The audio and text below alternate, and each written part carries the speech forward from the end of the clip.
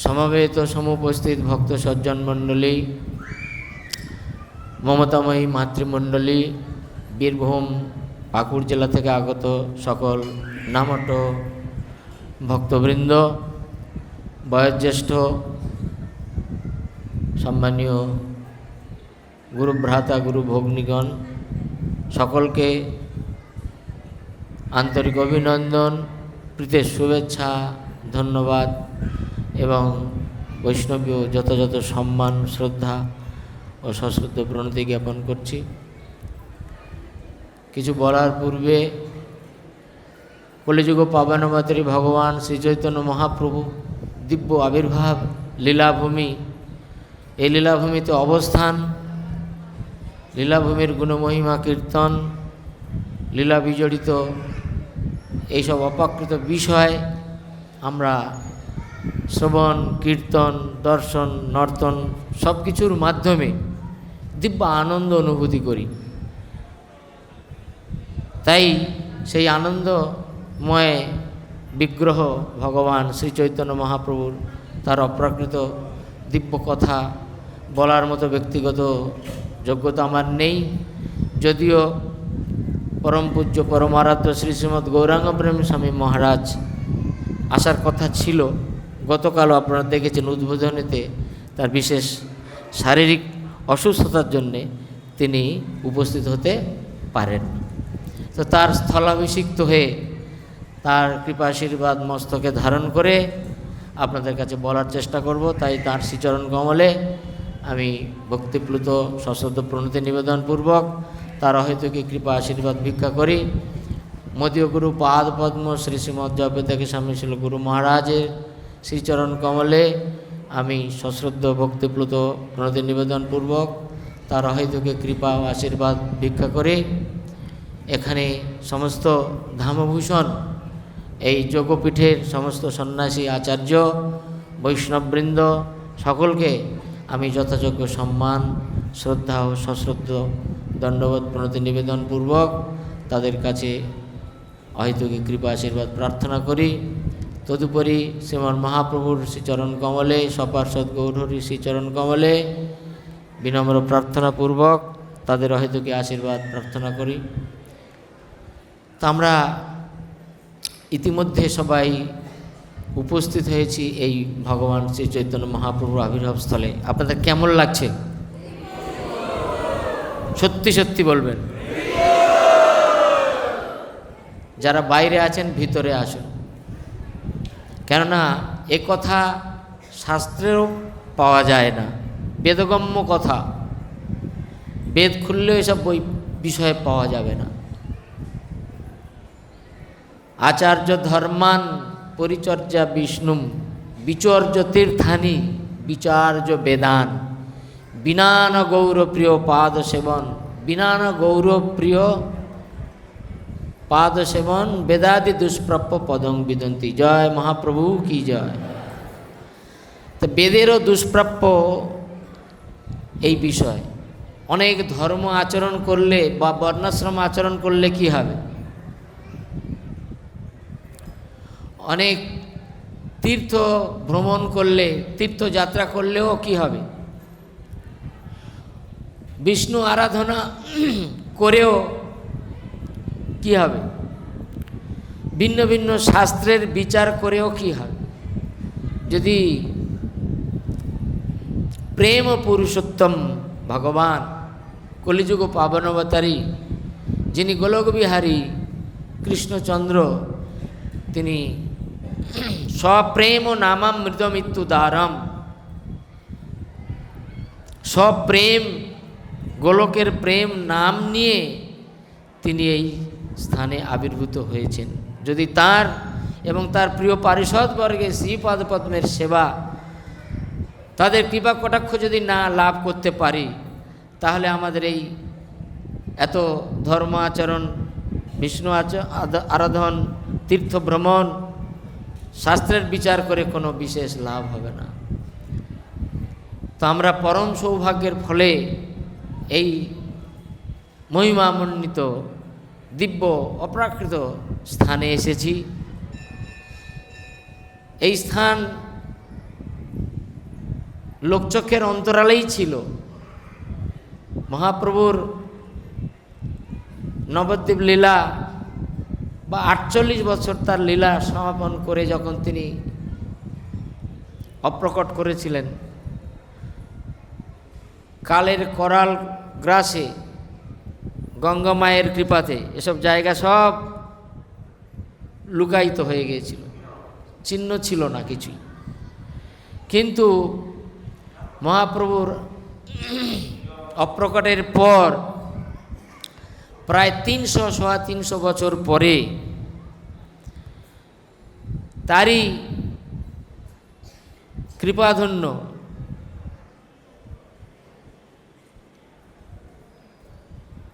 গৌর শক্তি,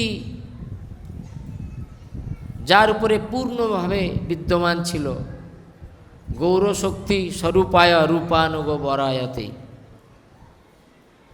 রূপ রঘুনাথের কৃপাপ্রাপ্ত, ষড়গোস্বামীর কৃপাপ্রাপ্ত, মহাপ্রভুর কৃপা শক্তি প্রাপ্ত সচ্চিদানন্দ ভক্তিবিনোদ ঠাকুর, যিনি নামহট্টের পুনঃপ্রবর্তক। নাম শুনেছেন সবাই ভক্তিবিনোদ ঠাকুরের। ডেপুটি ম্যাজিস্ট্রেট ছিলেন আজ থেকে প্রায় 250 বছরেরও ঊর্ধ্বে। তিনি যখন শান্তিপুরে, কৃষ্ণনগরে তিনি কাজ করতেন, স্বরূপগঞ্জে গদ্রুমদ্বীপে তিনি অবস্থান করতেন, তিনি উত্তরাভিমুখ হয়ে ভগবানের দিব্য অপ্রাকৃত নাম নিরন্তর তিনি জপ করতেন। গদ্রুমে থেকে গদ্রুম অধিপতি ভগবান গৌরহরির ভজনা করতেন আর চিন্তা করতেন সবসময়। তিনি দেখতেন যে একটা দিব্য আলোকবর্তিকা এই স্থানে এসে পতিত হতো। প্রতিদিন তিনি দেখতেন, প্রতিনিয়ত দেখতেন। তার নিজস্ব সচিবকে তিনি বলতেন যে তোমরা কি দেখতে পাচ্ছ? কেউ কেউ বলতো হ্যাঁ দেখতে পাচ্ছি। তা ভক্তিবিনোদ ঠাকুর পরবর্তীকালে এই স্থানে আসেন। যেহেতু তিনি ডেপুটি ম্যাজিস্ট্রেট ছিলেন, তাই তিনি এইসব জায়গার নথিপত্র তিনি দেখতেন। তো এখানে তিনি এসে মহাপ্রভুর দিব্য স্থান, আবির্ভাব স্থানটা কোথায় অন্বেষণ করার জন্য এসেছিলেন। তারপরে এই জায়গাটা যখন তিনি আসলেন, দেখতেন এখানে সব পার্শ্ববর্তী মানুষজনদেরকে জিজ্ঞাসা করতেন এই জায়গাটা কী ব্যাপার।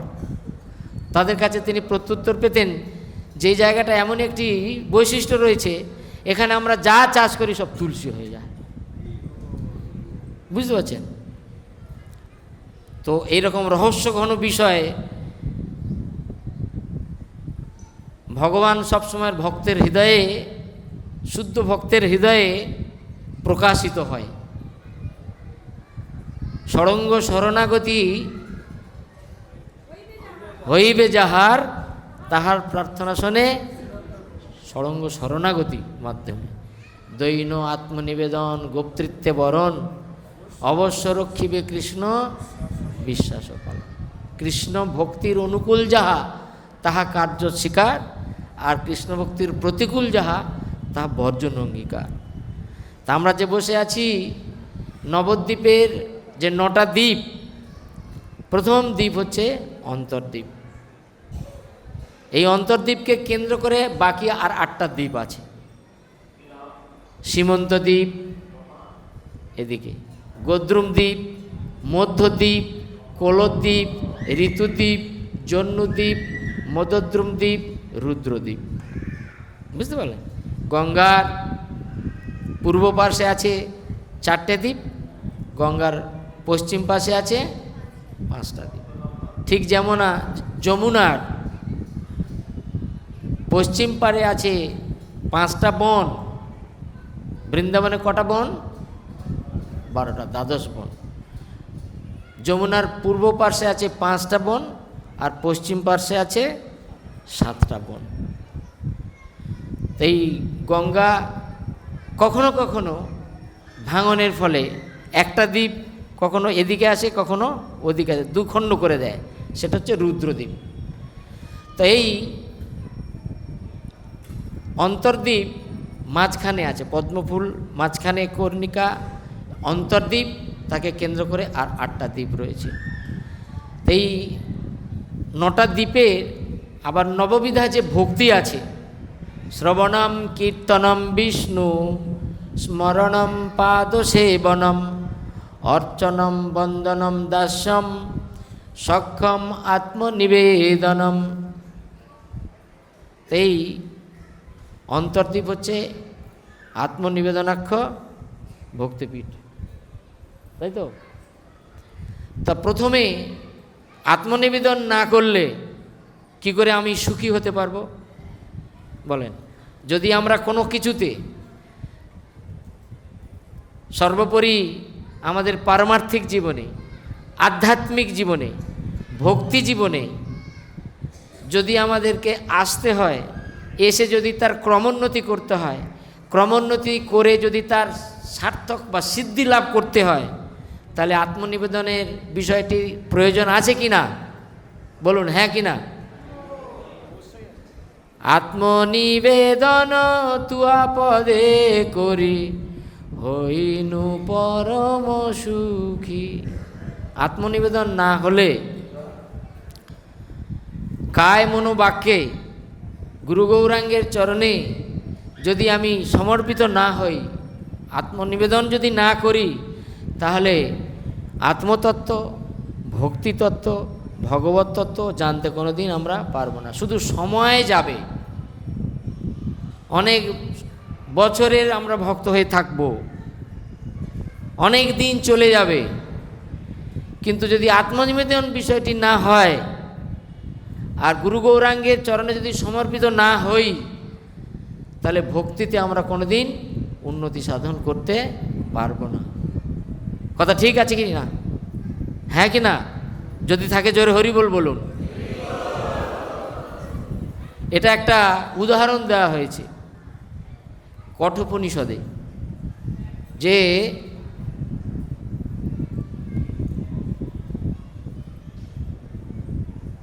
সংসার সংস্রব খুরের ধারের মতো, সংসার সংস্রব খুরের ধারের মতো, উত্তিষ্ঠত জাগ্রত প্রাপ্য বরান নিবোধত, তারপর ক্ষুরস্ব ধারা নিশিত দূরত্বয়া। অর্থাৎ এই যে আমরা ভৌতিক সংসারের সঙ্গে যে আমরা সংস্রব বা সংস্পর্শে আছি, এটা কেমন আছে? প্রকৃত কি আমরা কেউ সুখ, শান্তি, সমৃদ্ধি, আনন্দ, প্রেম, প্রীতি, ভালোবাসা, এর কোনো স্থায়িত্ব কি আমরা দেখতে পাচ্ছি? এর কি আমরা নিত্যতা দেখতে পাচ্ছি? আচ্ছা, আমি যে কথাগুলো বলছি আপনাদের কি ভালো লাগছে বা শুনতে কোনো অসুবিধা লাগছে না তো? আপনারা মাঝে মাঝে কিছু তো ফিডব্যাক করতে হবে তো, ঠিক আছে?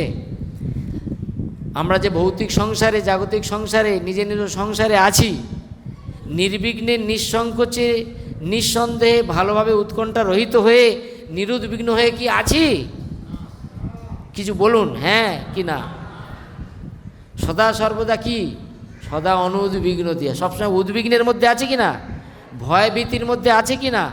সংশয় সন্দেহের মধ্যে থাকি কি থাকি না? ঠিক যেমন খুরের ধারের সঙ্গে তুলনা করা হয়েছে। যখন কোনো ব্যক্তি ক্ষৌরকর্ম করার জন্যে কোথায় যাবে? সেলুনে যাবে, নাপিতের কাছে যাবে, তাই তো? নাপিতের কাছে যখন যাবে, নাপিতের কাছে যাওয়ার সাথে সাথে ভালো কাপড় পরো বা খারাপ কাপড় পরো, তোমার গায়ের উপরে একটা শত সহস্র কাটা চুল লাগা একটা কাপড় জড়িয়ে দেয়। কথা কি ঠিক বলছি? তুমি যদি বলো যে একটা নূতন কাপড় দিন, দেবে? দেবে না। সেটা কাপড়টা বড় জোর ঝেড়ে ঝেড়ে, খুব করে ঝেড়ে ঝেড়ে আবার ওইটা আপনার গায়ে দেবে, ঠিক নাকি? দেবে। তারপরে আপনার চোখের সামনে খুর নেবে। খুর বলতে কি বোঝায়? যে এত ধারালো, এর উপরে আর কোনো ধারালো হতে পারে না, হ্যাঁ কি না? আরও ধারালো করার জন্যে ঘষতে থাকে, থাকে কি না? আপনি দেখতে থাকবেন, যেমন ছাগলের কাছে যদি ধারে, ছাগল বুঝতে পারে আমাকে কাটবে, বুঝতে পারে না? পারবে? পারবে না। আমাদের সামনে কাটবে আমরা বুঝতে পারি, কিন্তু কোনো ভয় কিন্তু নেই, ঠিক বলছি? যারা সেভ করেন বলেন হ্যাঁ কি না? সব থেকে ধারালো বস্তু, কিন্তু মোটে ভয় নেই, তাই না? কেন ভয় নেই? পূর্ণ বিশ্বাস আছে কার উপরে? নাপিতের উপরে। নাপিত এবারে কি করবে? ও কি ধরেই এরকম করে কাটবে কি? আপনার সুন্দর মুখটা টিপে ধরবে, ধরবে না? আপনি যদি বলেন এই কেন এরকম টিপে ধরছ, বলা যাবে কি? ও টিপে ধরবেই। আপনাকে অসহায় হয়ে তার উপরে পূর্ণ নির্ভরশীল হয়ে চুপ করে থাকতে হবে, হ্যাঁ কি না? এবং সে কনফিডেন্স, সে আপনাকে ঠিকভাবে সেভ করবে। তারপরে আপনার ধরে উল্টে দিল মুখটা, আপনার প্রচণ্ড অস্বস্তিকর, আপনি কিন্তু বলতে পারবেন না কিছু, থাকবে দাও, হ্যাঁ কি না? ও এখানটা কাটবে, আপনি পূর্ণ নিশ্চিত ও কেটে ঠিক করে দেবে, নড়লেই কিন্তু ফাঁক।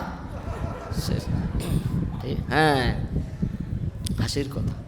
ঠিক সেরকম সংসার সংস্রব আপনারা চিন্তা করে দেখুন, সংসারে কোথায় সুখ, কখন সুখ পাওয়া যায়, কোথায় শান্তি, কোথায় সমৃদ্ধি পাওয়া যায় বলেন? থাকলেও দুঃখ, না থাকলেও দুঃখ। বলুন, এটা কোনোদিন ভাবি না, এটা তো কোনোদিন গভীরভাবে চিন্তা করি না। ভালো মন্দ খাই হেরি পরিচিন্তাহীন, নাহি ভাবি এ দেহ ছাড়িব কোনো দিন। খুরের ধারের মতো নয়। দেখুন, একটুখানি যদি কিছু হয়েছে, বন্ধু বেজায়, স্বামী স্ত্রী, বাবা মা, ছেলে মেয়ে, আত্মীয় স্বজন, প্রতিবেশী, বন্ধু বান্ধব, দেশকাল সমাজ বিচ্ছিন্ন হয়ে যায়, হ্যাঁ কিনা বলুন? ভয়ম দ্বিতীয় অভিনিবেশ, সব থেকে বড় সমাশ্রিত যো পদ পল্লবম প্লবম পদম, কি পদম যস্য মুরারে, প্রত্যেক পদে পদে বিপদ, প্রত্যেক পদে পদে বিপদ। এটা যে ভাববে সে ভাব জগতে আসতে পারবে, এটা যে চিন্তা করতে পারবে সে ঠিক চিন্তামণি ভগবানের আশ্রয় করতে পারবে। আর ওই বললাম ছাগলের মতো, কিছু মনে করবেন না, কাঠ সামনেই চাকাচাক, বুঝতে পারছে না, ও করে একটু পরে সে কাঁই করে দিল, ব্যাস। আর একজন লাইনে আছে, ও বুঝতে পারছে না যে ওর পরে আমি আছি। কিন্তু মনুষ্য জীবন অতি অল্পতর, ম্লেচ্ছ পুলিন্দ বৌদ্ধ সবর, ধর্মাচারী মধ্যে বহুত কর্মনিষ্ঠ, কোটি কর্মনিষ্ঠ মধ্যে এক জ্ঞানী শ্রেষ্ঠ, কোটি জ্ঞানী হতে এক মুক্ত শ্রেষ্ঠ, কোটি মুক্ত হতে এক ভক্ত শ্রেষ্ঠ। দেখেন, ছেঁকে ছেঁকে আনা হবে। আবার ভক্তের মধ্যে তফাৎ আছে, কীরকম ভক্ত? সাধারণ ভক্ত না শুদ্ধ ভক্ত, বদ্ধ ভক্ত না মুক্ত ভক্ত, এসব ভাগ ছেঁকে ছেঁকে বোঝা যাবে। তা আমরা যখন এত কষ্ট স্বীকার করেছি, কেউ কেউ অনেক বিধি নিয়ম পালন করছি জীবনে, করছেন কি করছে না? অনেক ক্লেশ স্বীকার, অনেক কষ্ট, অনেক স্বেচ্ছায় ত্যাগ করছেন, কৃচ্ছ সাধন করছেন, নিয়মকানুন পালন করে ভক্তি করার চেষ্টা করছেন। তা যদি আমরা এরম বিনানা গৌর প্রিয় পাদ সেবন, এই যে মহাপ্রভুর গণ, এগুলো বেদে দুষ্প্রাপ্য বলা হচ্ছে। অনেক সময় কৃষ্ণ কথা বলি, কৃষ্ণ বিষয়ে জানি, ব্রজ বিষয়ে জানি, কিন্তু সেই বৃন্দাবন, এই নদিয়া, সেই গোলক বিহারী, ব্রজেন্দ্রনন্দন, বৃন্দাবন বিহারী এখানে এসেছেন গৌর হরি রূপে, সেটা কিন্তু আমরা বেশি প্রাধান্য দিই না। কথা ঠিক বলছি না ভুল বলছি? কৃষ্ণ কৃষ্ণ বললে কৃষ্ণ পাওয়া যাবে না।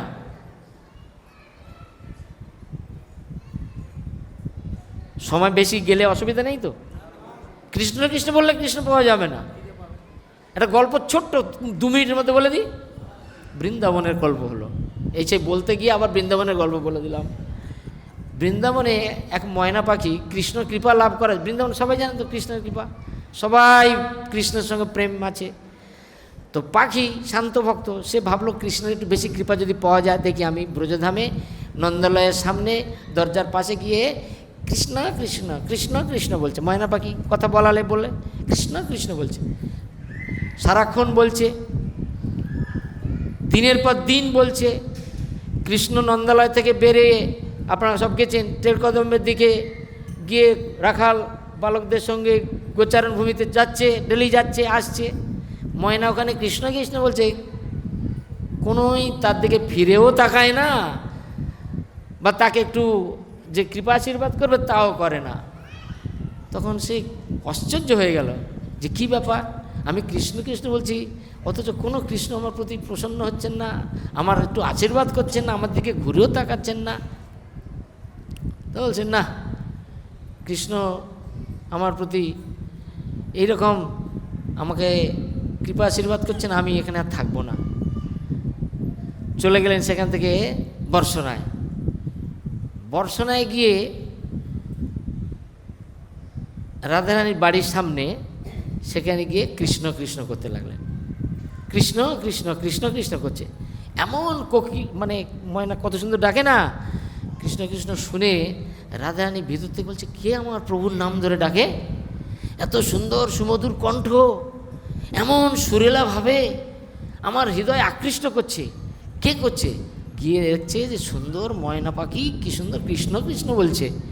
তখন গিয়ে রাধারানী তাকে হাত বুলিয়ে দিয়ে গিয়ে তার প্রতি এত প্রসন্ন হয়েছে কৃষ্ণকে, আরে তুই আমার প্রভুর নাম বলে আমাকে এত তৃপ্তি দান করছিস বলে তাকে প্রচুর আশীর্বাদ করছে, আর সে একদম মেল্টেড হয়ে গেছে। রাধারানী কত দয়াময়ী, কত কৃপাময়ী, কত করুণাময়ী, কৃষ্ণ নাম করতে আমাকে কি করছেন, আমাকে প্রচুর আশীর্বাদ করলেন, আমাকে এত সোহাগ করলেন, একেবারে প্রেমে আপ্লুত হয়ে গেছে। আমি এখন থেকে রাধা নাম বলতে থাকি, রাধা নাম বলছি। রাধা নাম বলতে বলতে বলতে বলতে রাধারানীর কাছ থেকে আবার চলে গেছে নন্দালয়ে। নন্দালয়ে গিয়ে নন্দ মহারাজের বাড়ির সামনে গিয়ে রাধে রাধে রাধে রাধে রাধে রাধে করছে।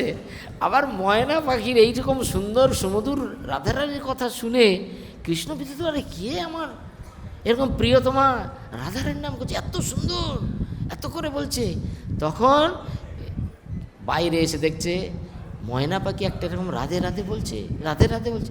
তখন কৃষ্ণ গিয়ে তার কৃপা করলেন, আর বলবো না। তার মানে বুঝতে পারলেন, কৃষ্ণ নাম করলে, কৃষ্ণ করলে পাওয়া যায় না। ও নামে অপরাধ, কোন নামে? কৃষ্ণ নামে, গৌর নামে। কৃষ্ণ নাম করলে দেখছেন, কৃষ্ণ নাম, কৃষ্ণ ধাম, এ তো মাধুর্যমণ্ডিত। বৃন্দাবন ধাম কি মাধুর্যময়, রাধাকৃষ্ণের প্রেম মাধুর্যময়। কিন্তু আমরা বদ্ধ জীব তো নাকি, বলো আমরা কি জীব? আমরা কিসে মুগ্ধ? রাধাকৃষ্ণে মুগ্ধ না মায়ায় মুগ্ধ?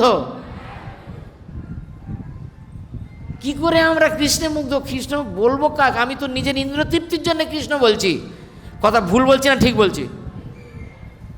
যাতে আমার জীবনযাত্রা ভালো হয়, আমার ইন্দ্রতৃপ্তি ভালো মতো হয়, আমার পরিবার সুখে থাকে, তার জন্য একটু, এটা শাস্ত্র বলেছে। ভাগবতমে 2য় স্কন্ধের শ্লোক, এতৎ নির্বিদ্যমানানাম ইচ্ছতামকুতোভয়ম যোগিনামপি নির্নীতম হরে নামানুকীর্তনম। ভগবানের দিব্য নাম এমনই অপ্রাকৃত, এমনই দিব্য, এমনই চিন্ময়, এমনই রসালো, এমনই প্রেমময়। এতৎ নির্বিদ্যমানানাম ইচ্ছতাম অকুতোভয়ম। কেউ যদি জড়জগতের ইন্দ্রতৃপ্তি করতে চায়, এরকম ব্যক্তির সংখ্যা বেশি না কম? বেশি। তাহলে তারা ইন্দ্রতৃপ্তি করবে, তাকে নিরসন করা যাবে না যতবধি তার কোনো তত্ত্বজ্ঞান বা উন্নত জ্ঞান না আসে। কথা ঠিক আছে? তাহলে সে ইন্দ্রতৃপ্তি করবে। কেউ যদি ইন্দ্রতৃপ্তি থেকে নিবৃত্ত হতে চায়, অনেকেই এরকম আছে, ঠেলায় গিড়াল গাছে ওঠে না, ইন্দ্রতৃপ্তি করতে চায় না। না, চতুর্বিধা ভজন্তে মাম জনা সুকৃতিন অর্জুন আর্ত অর্থার্থী জিজ্ঞাসু জ্ঞানী চ ভরতর্ষভ।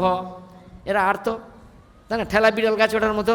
তো যাই হোক, যারা জড়জগতের ইন্দ্রিয় সুখ ভোগ থেকে নিবৃত্ত হতে চায়, জ্বালা যন্ত্রণা আর সহ্য করতে পারছে না, এর ব্যাখ্যা অনেক রকম, বলে লাভ নেই অত সময়। নির্বিদ্য মানে তার থেকে মুক্ত হতে চায়। আবার অনেকে মুক্ত হয়ে আত্মতৃপ্ত, আত্মতত্ত্ব জানতে চায়। হ্যাঁ কি না? আপনার আত্মতত্ত্ব জানতে চাই। আবার আত্মতত্ত্ব জেনে আত্মতৃপ্ত হয়ে গেছে, আত্মতৃপ্ত। যখন আত্মতৃপ্ত হয়ে যায় তখন কি হয়? ব্রহ্মভূত প্রসন্নাত্মা ন সচতি ন কাঙ্ক্ষতি। যখন ব্রহ্মভূত, আমি যে আত্মা, ভগবানের নিত্যদাস যখন এই তত্ত্বে সম্পূর্ণরূপে নিষ্ণাত হয়ে যায়, তখন তার ন শোচতি, এই জগতের কোনো বিষয়ে শোক মোহ ভয়ের মধ্যে সে আর থাকে না। কথা ঠিক আছে কিনা বলো? ন শোচতি ন কাঙ্ক্ষতি, এই জগতের তার কোনো জাগতিক আশা আকাঙ্ক্ষা নেই। কেননা জাগতিক আশা আকাঙ্ক্ষা একটা বাজে জিনিস, এ কোনো পূরণ হয় না, পূরণ হলেও আমাকে শান্তি দেয় না, আমাকে আনন্দ দেয় না, আমাকে সুখ প্রীতি দেয় না। কথা ঠিক না ভুল? সেই জন্যে চালাক হতে হবে, এসব জেনে শুনে। ইতিমত্তা ভজন্তে মাং, তুমি এই তত্ত্ব অবগত না হয়ে নির্বিঘ্নে ভগবানের নাম তুমি করতে পারবে না। তো এই তত্ত্ব নির্বিদ্যারা আত্মতৃপ্ত হতে চায়, আত্মতৃপ্ত হয়ে ভগবানের কাছে যেতে চায়, ভগবানের কাছে পরম প্রেমময় হয়ে থাকতে চায়। যে যাই স্তরে থাকুক না কেন, সর্বস্তরে একটাই পন্থা, হরে কৃষ্ণ কৃষ্ণ কৃষ্ণ হরে হরে, হরে রাম রাম রাম হরে হরে। তাহলে বুঝতে পারছেন, হরিনাম এক বস্তু নয়, বস্তুটা একই, কিন্তু ওর ভিতরে অল মানে সব কিছুই আছে। তো যারা ইন্দ্র তৃপ্তি করতে চায়, ভগবানকে নিয়ে করো, ভগবানকে নিয়ে করো। কৃষ্ণ ভগবদ্গীতায় বলছেন, তস্মাদ মনুষ্যেষু কালেষু মা মনুস্মর যুদ্ধ চ। হে অর্জুন, প্রত্যেকের দায়িত্ব কর্তব্য কর্ম সম্পাদন কে করে না? সবাই করে। কিন্তু ভগবান জানতে চাইছেন, ভগবান এটি আশা করছেন যে তুমি তস্মাৎ সর্বেষু কালেষু, তুমি তোমার কর্তব্য কর্ম করো। যেমন তুমি ক্ষত্রিয় যুদ্ধ করবে, তুমি তোমার কর্তব্য কর্মগুলো করো, স্ত্রী পুত্র পরিবার পরিজন আত্মীয় স্বজন বন্ধু বান্ধব যা খুশি করো তুমি, আর নাই করো তুমি, যাই করো তুমি, আর নাই করো তুমি। কিন্তু তুমি কি করবে? মাম অনুস্মর, আমাকে তুমি স্মরণ করো, আমাকে তুমি সাথে রাখো। যেমন লতা বলতে কি বুঝি?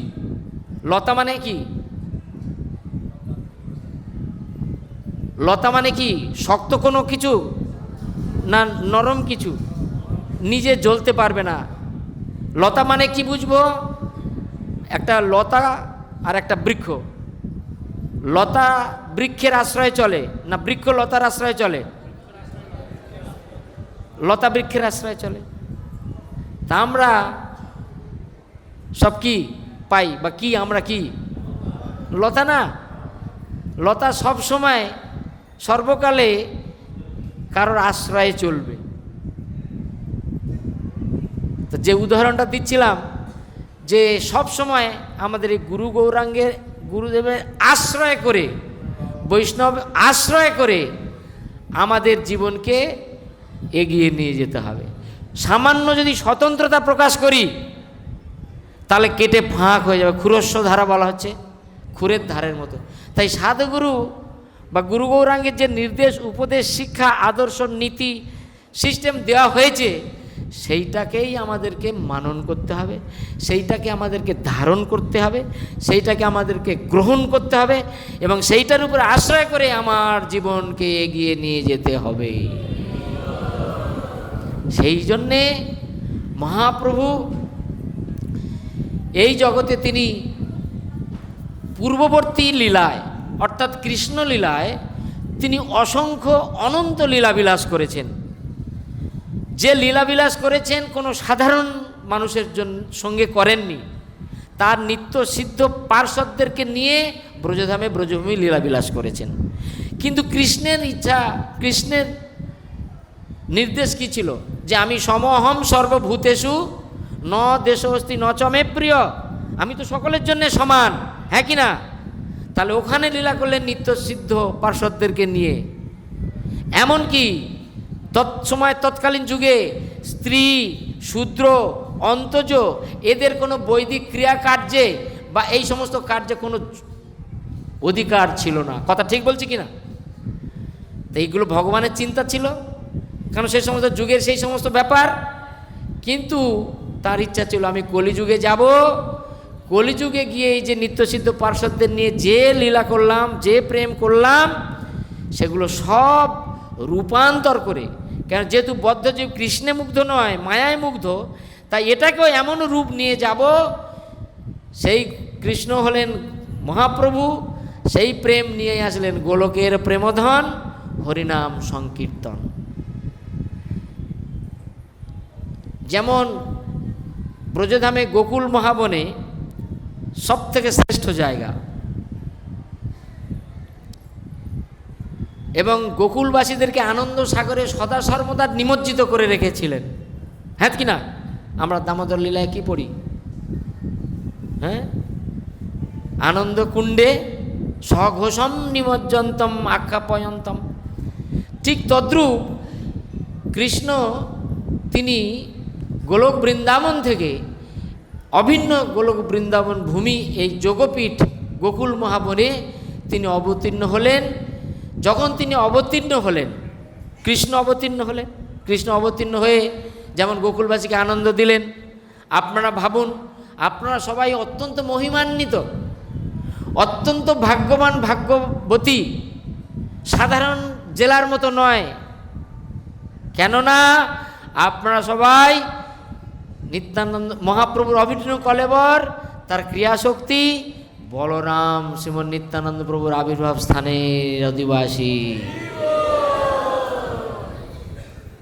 আপনারা এমনিতেই সুকৃতি পরায়ণ, কৃপা পরায়ণ। তো নিত্যানন্দ প্রভুর আবির্ভাব ভূমি, নিত্যানন্দ প্রভু যখন আসে তার পূর্বে রাঢ়ভূমি, তখন রাঢ়ভূমি যেখানে অনাবাদী নাকি সমস্ত অনুর্বর ছিল, তাই না?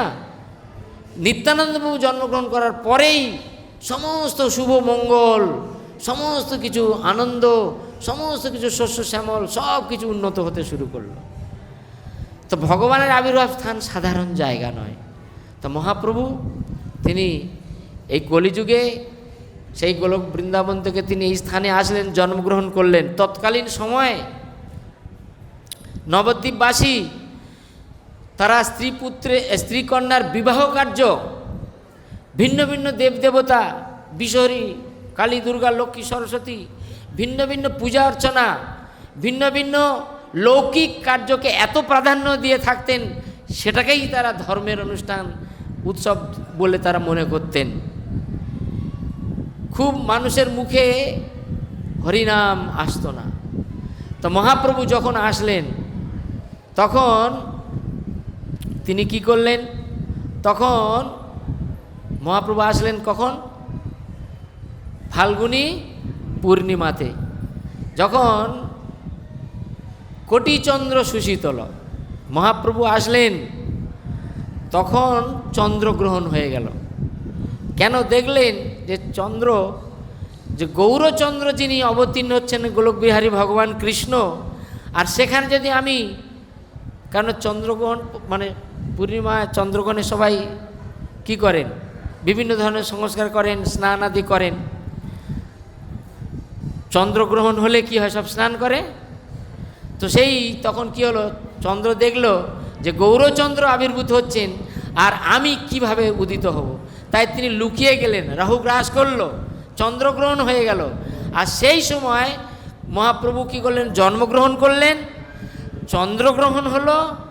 আর সেই ছলে যখন সবাই গঙ্গায় স্নান করছেন, সকলেই হরিনাম করতে শুরু করলেন, হরিনাম গ্রহণ করতে শুরু করলেন। মানে তিনটে গ্রহণ সমানভাবে সমসাময়িক কালে উদয় হলো, নাম গ্রহণ, চন্দ্রগ্রহণ, আর কি? জন্মগ্রহণ। কার জন্ম হলো? অনন্ত কোটি ব্রহ্মাণ্ডের শ্রেষ্ঠ, কারোর সঙ্গে তুলনা করা যাবে না। সব অবতার সার শিরোমণি, গোরা অবতার। এমন কোনো অবতার নেই যে মহাপ্রভুর মধ্যে নেই, এমন কোনো দেবদেবতা নেই যে মহাপ্রভুর মধ্যে নেই। কি বুঝলেন? হ্যাঁ কি না? সব অবতার গোরা অবতার, সব অবতার। সত্যযুগে বিষ্ণু, ত্রেতা যুগে রাম, দ্বাপর যুগে কৃষ্ণ, আর কি মহাপ্রভু। মহাপ্রভু কিন্তু ত্রিযুগ বলা হয়েছে, তিনটি যুগে আসেন মহাপ্রভু, কিন্তু স্বয়ং ভগবান রূপে আসেননি, কিন্তু ভগবান। ঠিক আছে?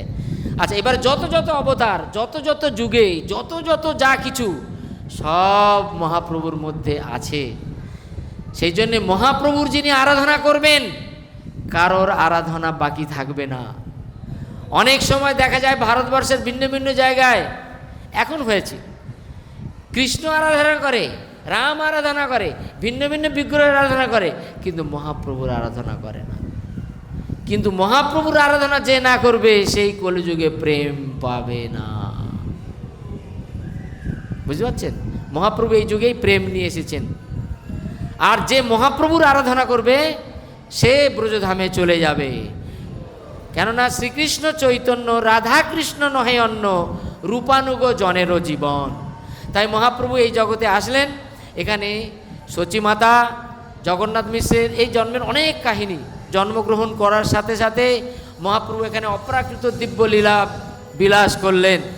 তার বাল্যলীলা অতি চমৎকার, অতি মনোহারী। এখানকার সমস্ত অধিবাসী, সমস্ত সচিমায়ের প্রতিবেশী, তারা সবাই আনন্দ সাগরে নিমজ্জিত হয়ে থাকতেন। মহাপ্রভুর যে রূপ লাবণ্য, মহাপ্রভুর যে গুণমাধুরী, মহাপ্রভুর যে শিশুর লীলা, বাল্যলীলা কেউ ভুলতে পারত না। যেমন ব্রজধামে কৃষ্ণের ভিন্ন ভিন্ন লীলা আছে, সেই অভিন্ন লীলা এখানে প্রতিবেশীরা নালিশ করতে আসছে নন্দ যশোদার কাছে, ঠিক তদ্রূপ এখানে সচিমায়ের কাছে সব নালিশ করতে আসতো ভিন্ন ভিন্নভাবে। কিন্তু নালিশ করতে আসলেও মহাপ্রভুর কথা, মহাপ্রভুর দর্শন, মহাপ্রভুর রূপ দেখে তারা সবাই ভুলে যেত। কেননা আপনি দেখুন, চন্দ্র দেখতে কেমন লাগে? স্নিগ্ধ, শীতল, এবং দেখতে কোনো অসুবিধা লাগে না। সূর্যের কাছে গেলে একটু মুখটা এরম হবে, হবে না? হ্যাঁ কি না? কিন্তু চাঁদের কাছে গেলে বাহ, উৎফুল্ল একদম। ঠিক সেরকম কোটি চন্দ্র সম উদাহরণ দেওয়া যায় না, শুধু বোঝা যায় কি না তাই দেখা যায়। কোটি চন্দ্র সমতার রূপলাবণ্য, রূপমাধুরী, গুণমাধুরী দেখে প্রতিবেশী সজ্জনরা তারা সবসময় আপ্লুত হয়ে থাকত। তো মহাপ্রভু যখন জন্মগ্রহণ হলো, তার দাদু নীলাম্বর চক্রবর্তী ঠাকুর, তিনি থাকতেন বেলপুকুরে, সেটা হচ্ছে সীমন্ত দ্বীপ। সেখানে শুদ্ধ ভক্ত বুঝতে পারে ভগবানের ব্যাপার। তো যখন তারই মেয়ে জামাই সচিমাতা জগন্নাথ মিশ্র, তার পুত্রের নামকরণ হবে, তার জন্যে তাকে খবর দেওয়া হলো। তো নীলাম্বর চক্রবর্তী ঠাকুর তিনি দেখলেন এবং আসলেন। এসে মহাপ্রভু নিমাই তার নাতিকে দেখে তিনি অভিন্ন গর্গাচার্য, বুঝলেন তো? দেখলেই বুঝতে পারেন সাত্ত্বিক বিকার এসে যাচ্ছে। আর তিনি প্রকাশ করলেন, এই ছেলে সাধারণ নয়, এ সমগ্র বিশ্বের অধিষ্ঠাত্রী দেবতা, জগবন্ধু, জগন্নাথ, জগদীশ্বর, এ সমস্ত জগৎকে প্রতিপালন করতে পারবে, সমস্ত জগৎকে দেখভাল করতে পারবে, রক্ষণাবেক্ষণ করতে পারবে, ভরণ পোষণ করবে, তাই এর নাম হবে বিশ্বম্ভর। আর তিনি এগুলো আরও অনেক কথা, এই যে স্থানে জন্মগ্রহণ করলেন নিমাই, সেই নিম গাছের তলে অদ্যাবধি তার প্রতিকৃতি বৃক্ষ রয়েছে, তাই তার নাম হলো নিমবৃক্ষ, জন্মগ্রহণ করলেন নিমাই। তাই এই সমস্ত মহাপ্রভুকে আসার জন্যে অদ্বৈত আচার্য ঠাকুর আপনারা জানেন তিনি কত আরাধনা করলেন, কত হুঙ্কার দিলেন আসার জন্যে।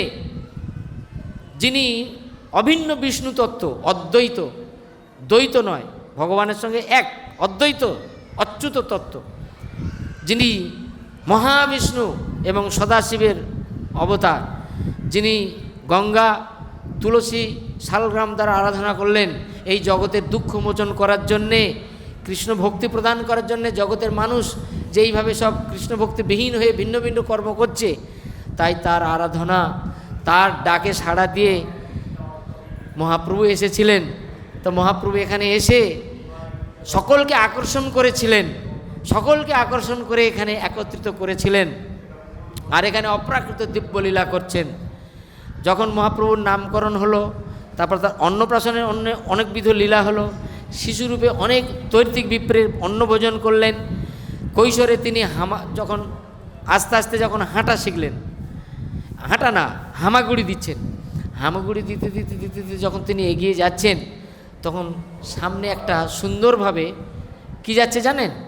একটা সর্প সাপ যাচ্ছে, তো সাপ আসছে আর নিমাই আরও এগিয়ে যাচ্ছে তার দিকে দিকে। নিমাই এগিয়ে যাচ্ছে আর সাপ আসছে, বড় সাপ। তখন যারা কাছাকাছি ছিলেন তারা দেখে সবাই ভয় পেয়ে যাচ্ছে, আরে নিমাই সাপ সাপ। নিমাই কিন্তু সেটা কিছুই মনে করেনি, সাপের কাছে গেলেন, সাপও কাছে আসলো। দুজনে খুব, সাপটাও খুব আনন্দের সঙ্গে নৃত্য করার মতো আসছে, আর নিমাইও যাচ্ছে সুন্দরভাবে। গিয়ে গিয়ে সাপটা এসে তাকে সম্পূর্ণ বেষ্টন করে একবার মুখোমুখি, নিমাই আর সাপের মুখোমুখি খুব সুন্দরভাবে দুজন পরস্পরকে তাকাচ্ছে। বলুন এই সিনটা কেমন লাগবে? যদি কোনো একটা শিশু সাপ ধরে তাহলে কেউ আর থাকতে পারবে ভয়ে? আর কি অবস্থাটা হবে চিন্তা করুন, সেই সিনটা কীরকম হবে। কিন্তু নিমাই এবং সেই সাপ অভিন্ন হচ্ছে বলরাম, সংকর্ষণ, বুঝতে পারছেন? তাই যেমন ভগবান কৃষ্ণ লীলা করছেন, পাদসম্বাহন করছেন লক্ষ্মী মাতা, আর ভগবান কৃষ্ণ শয়ন করে আছেন কিসের উপরে? দাউজি বলরাম সংকর্ষণ, বুঝতে পারছেন? শেষনাগের উপরে, সেই শেষনাগ অভিন্ন বলরাম নিতাই। তো সেই বলরাম নাকি সুন্দর করে পরস্পরের মধ্যে তারা ভাব বিনিময় করছেন, কিন্তু এটা তো বুঝতে পারছে না, ভয় পেয়ে যাচ্ছে। ভগবানের অপ্রাকৃত লীলা বুঝতে পারে না, মায়া যবনিকাচ্ছন্নম। তখন সবাই যখন খুব ভয় পেয়ে যাচ্ছে, তখন মহাপ্রভু শিশুরূপে লীলা করছেন, কিন্তু স্বয়ং ভগবান তিনি সঙ্গে সঙ্গে তার এই লীলা সম্বরণ করলেন, এবং সঙ্গে সঙ্গে কী করলো, সাপটা অচিরেই সবাই দেখছেন যে কীরকম সব মনমরা হয়ে যাচ্ছে, ভয় পাচ্ছে, সংকোচ হয়ে যাচ্ছে, তখন তাকে ছেড়ে দিয়ে আবার চলে গেলেন। তা আপনারা জানেন, বৃন্দাবন থেকে এক দৈত্বিক বিপ্র তীর্থ ভ্রমণ করতে করতে গোপালকে নিয়ে তিনি এই স্থানে জগন্নাথ মিশ্রের গৃহে এসেছিলেন। জগন্নাথ মিশ্র তাকে প্রাপ্ত হয়ে তাকে আতিথ্য করার চেষ্টা করলেন। তো অনেক দিন পরিব্রাজক হয়ে ভ্রমণ করতে করতে গোপালকে অন্নভোগ দেওয়া হয়নি। গৃহস্থের একটা প্রধান কর্তব্য হচ্ছে যে এরকম কোনো বিশেষ অতিথি পেলে তাকে যথাযোগ্য সম্মান, শ্রদ্ধা, সম্বর্ধনার মাধ্যমে গৃহে তাকে মানে সব থেকে সম্মান প্রদর্শন করে তাকে সৎকার করা, অতিথি সৎকার করা। আর অতিথি বলে কথা, যিনি কোনো তিথি দিন ধান না মেনে হঠাৎ করে আসেন, তাকে যদি আতিথ্য করা যায়, তাহলে আমাদের জন্ম জন্মার্থিত দৈনন্দিন যে সমস্ত পাতক হয় সেগুলোর বিনাশ প্রাপ্ত হয়ে যায়। আমরা যদিও সাধারণ অতিথি সৎকার করি, কিন্তু বিশেষ অতিথি, সাধারণ অতিথি মানে এই আত্মীয় স্বজন, বন্ধুবান্ধব, সমাজ, প্রতিবেশী ইত্যাদি। আর বিশেষ অতিথি মানে কোনো বৈষ্ণব অতিথি যদি পাওয়া যায়, যিনি আমাকে বিষ্ণু তত্ত্ব জানাবেন, বিষ্ণু ভক্তি শেখাবেন, বিষ্ণুর সঙ্গে সম্পর্ক দেবেন। কেননা বৈষ্ণব সঙ্গেতে মন আনন্দিত অনুক্ষণ, সদা হয় কৃষ্ণপর সঙ্গ। তা এটা হচ্ছে পরম সৌভাগ্যের ফলে এই সাধুসঙ্গ হয়।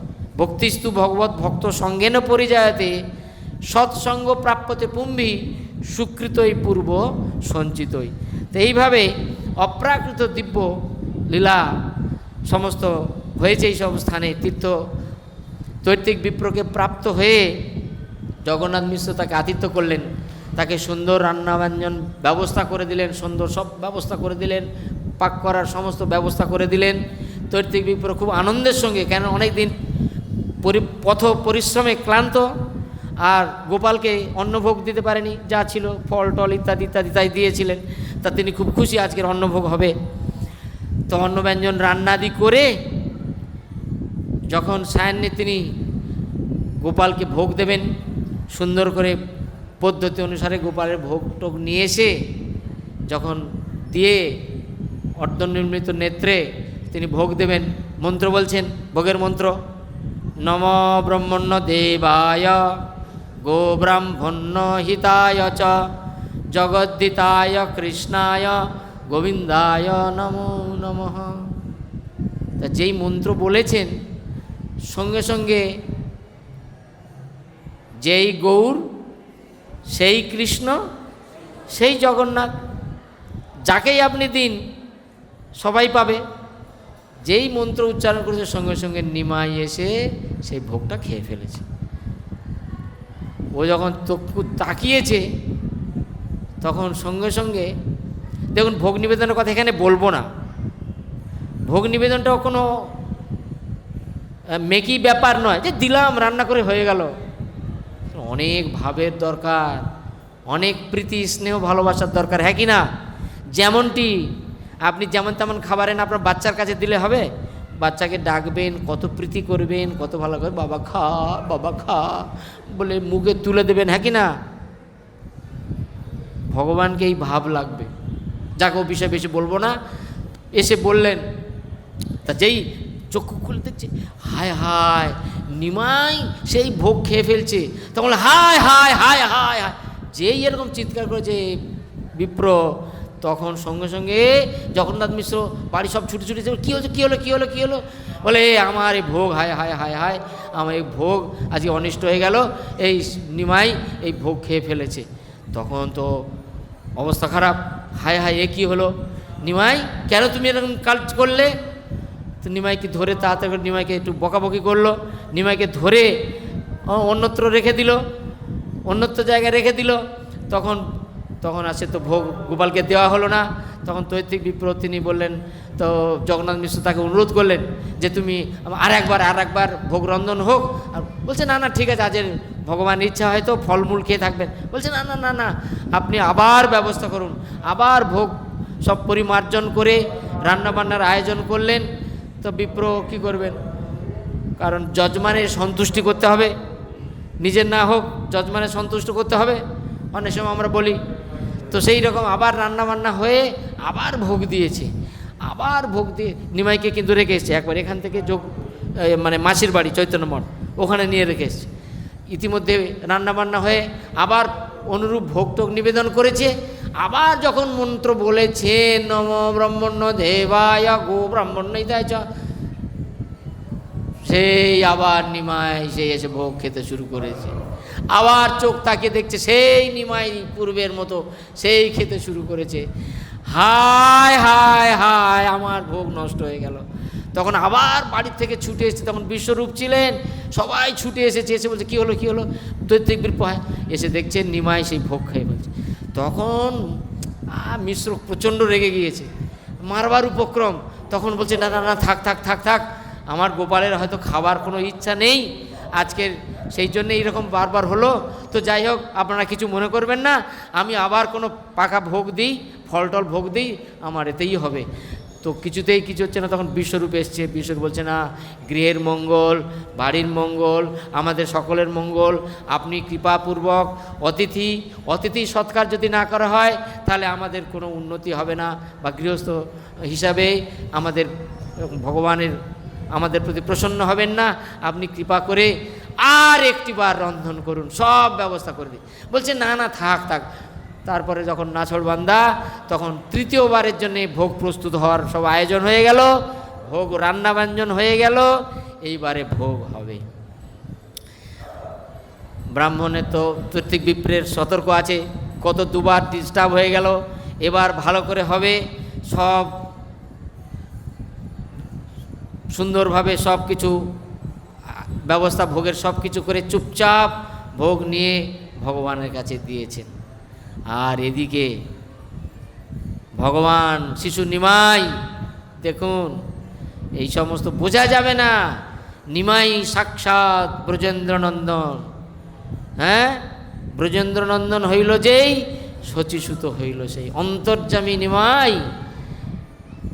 কারণ ভগবানের অপ্রাকৃত দিব্য লীলা, একটা লীলার সঙ্গে আর একটা লীলা জড়িত, অসংখ্য অনন্ত লীলা জড়িত। একটা কারণের জন্য ভগবান আসেন না, একটা কারণের মাধ্যমে অনেক কিছু সমাধান করেন।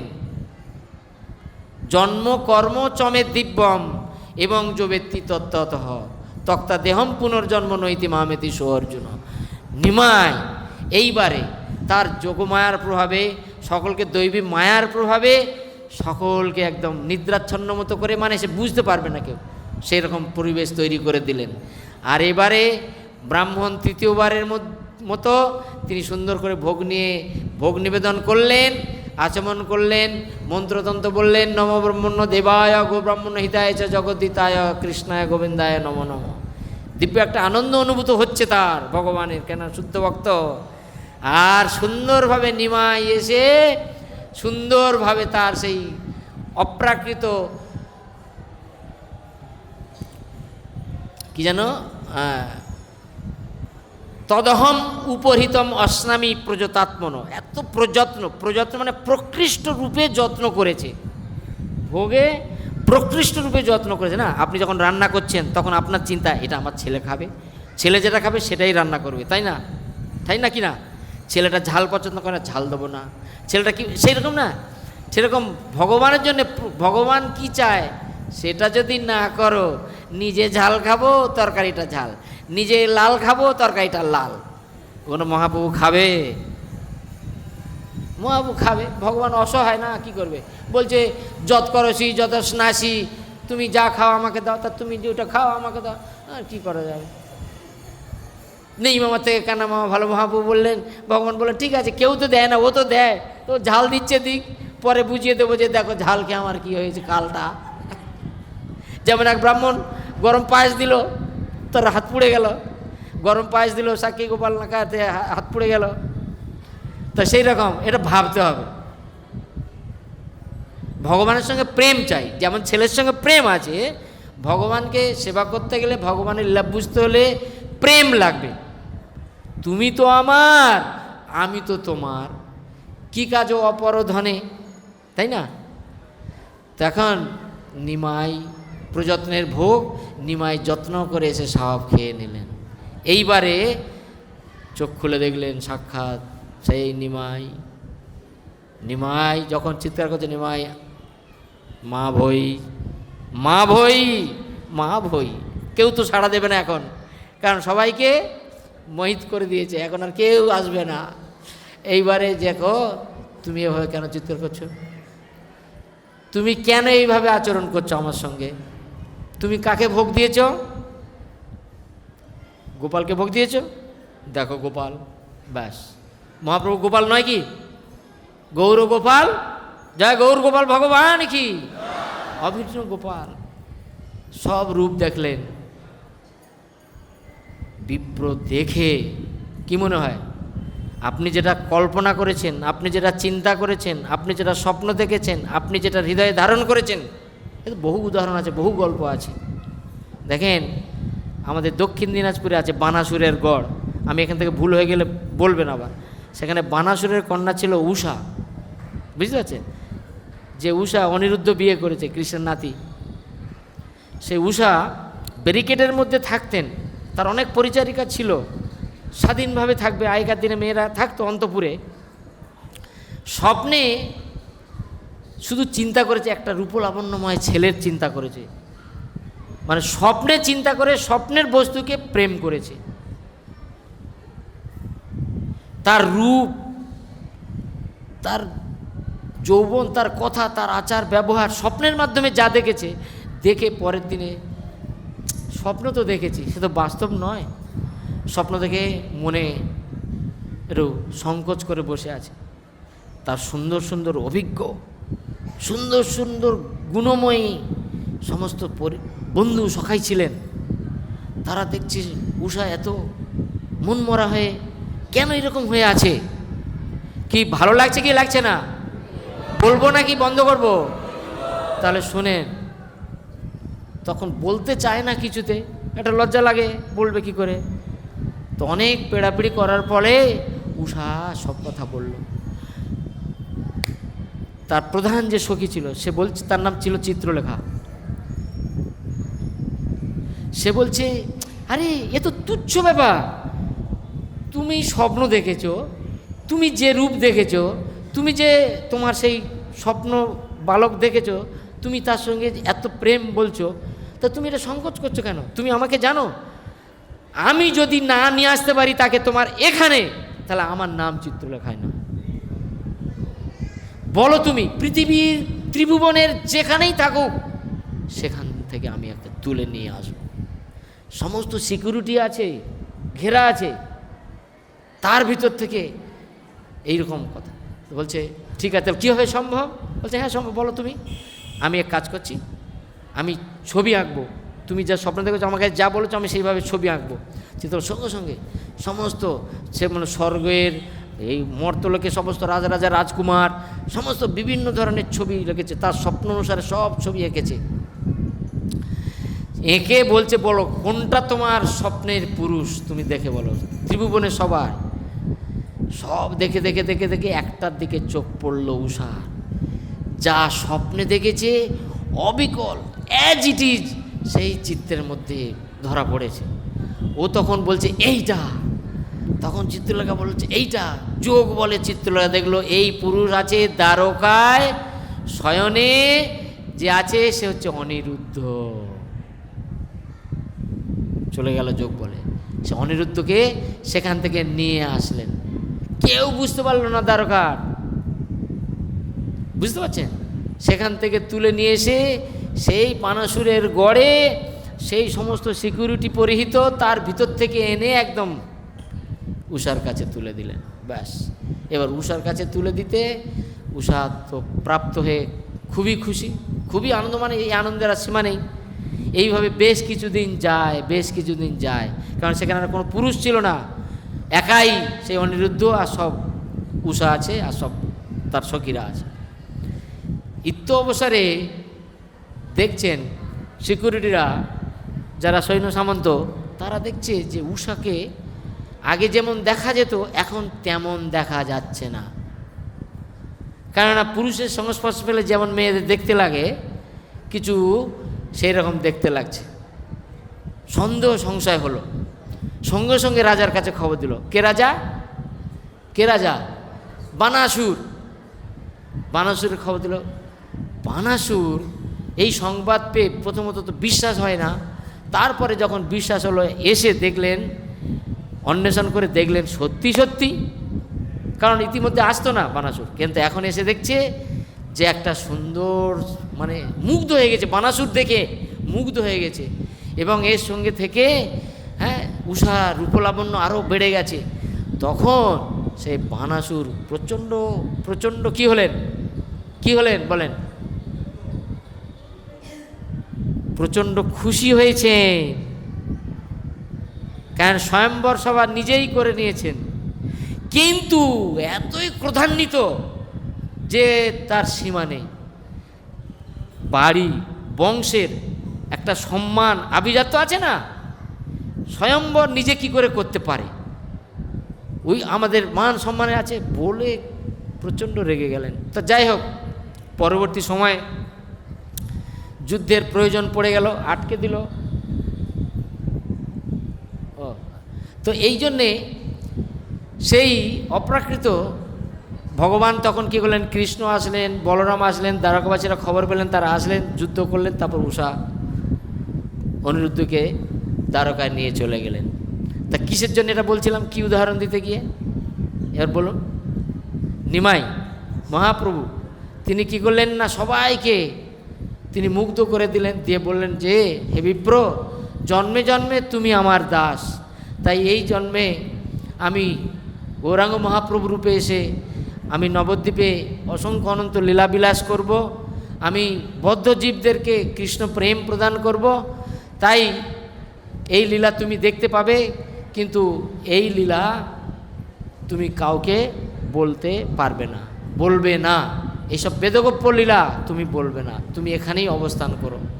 তো এইভাবে মহাপ্রভু তাকে সন্তুষ্ট করলেন, তাকে খুশি করলেন, তাকে তার ভবিষ্যৎ কথা বললেন। এইবারে তৈর্থিক বিপ্র অত্যন্ত সন্তুষ্ট হয়ে মহাপ্রভুর কৃপা আশীর্বাদ নিলেন, এবং তারপরে কি হলো, মহাপ্রভু সেখানে চলে গেলেন। তারপরে ভোগ নিবেদন হয়ে গেল। তো এখন হলো কি হলো না, যার ভোগ সেই স্বয়ং খেলেন। তো জগন্নাথ মিশ্র সচিমাতা সবাই এবারে আসলেন, এসে দেখলেন যে সুন্দরভাবে তৈর্থিক বিপ্র অত্যন্ত খুশি, অত্যন্ত তৃপ্ত, এবং তিনি বললেন আমি এখানেই থেকে যেতে চাই, আমি নবদ্বীপে কিছুদিন থাকতে চাই। তো সবাই খুব খুশি হলেন। এইভাবে মহাপ্রভু তার অপ্রাকৃত দিব্য লীলা এই স্থানে করলেন, অন্তর্দ্বীপ। এখানে অন্তর্দ্বীপ নাম হয়েছে এই কারণে, যখন ব্রহ্মবিমোহন লীলা বৃন্দাবন ধামে হয়েছিল, তখন ব্রহ্মা ভগবান শ্রীকৃষ্ণকে পরীক্ষা করতে এসে হঠকারিতাবশত ভগবানের চরণে অপরাধ করলেন। তাই তিনি অপরাধ মোচন করার জন্য এই নবদ্বীপ ধামের এই অন্তর্দ্বীপ মায়াপুরে এইখানে এসে তিনি গৌরাঙ্গ মহাপ্রভু ভজন করেছিলেন। আর গৌরাঙ্গ মহাপ্রভু তাকে দর্শন দিয়ে তিনি কলিযুগে আসবেন, এসে আপামর জনসাধারণকে তিনি কৃষ্ণ প্রেম প্রদান করবেন। তার এই মনের কথা, অন্তরের কথা তিনি বলেছিলেন ব্রহ্মার কাছে। আর ব্রহ্মাও পরবর্তী সময়ে তিনি হরিদাস রূপে অবতীর্ণ হয়ে তারই অপ্রাকৃত দিব্যলীলায় তিনি নামের আচার্য রূপে পরিগণিত হবেন। এই দুজনের অন্তরের কথা এই স্থানে বলেছিলেন, তাই এই দ্বীপের নাম হয়েছে অন্তর্দ্বীপ। অভিন্ন গোকুল মহাবন, নিতাই গৌর প্রেমানন্দে হরি হরি। তো এই মহাপ্রভুর এখানে অনন্ত লীলা এই নবদ্বীপ ধামে তিনি করলেন 24 বৎসর কাল। তারপরে তিনি গমনাগমন করলেন দক্ষিণ ভারত, পুরী, বৃন্দাবন। তো এইভাবে মহাপ্রভুর লীলা বর্তমানে এই স্থানে আমাদের এই যোগপীঠে চৈতন্য মঠ দ্বারা সেবিত। আপনারা জানেন ভক্তিমত ঠাকুর এটা প্রতিষ্ঠা করেছিলেন, এক টাকা করে সারা জায়গা থেকে ভিক্ষা করে এই মন্দির তৈরি করেছিলেন, অদ্ভুত মন্দির তৎকালীন সময়ে। তো এখানে স্থানে আমরা সবাই প্রার্থনা করি মহাপ্রভু সপার্ষদ গৌরহরি আমাদের অবশ্যই তিনি দেখতে পাচ্ছেন, আমরা না দেখতে পেলেও আমাদের হৃদয়ের শুদ্ধতা, আমাদের আন্তরিক ঐকান্তিকতা, ভক্তি আমরা উপলব্ধি করতে পারবো মহাপ্রভুর অবস্থান।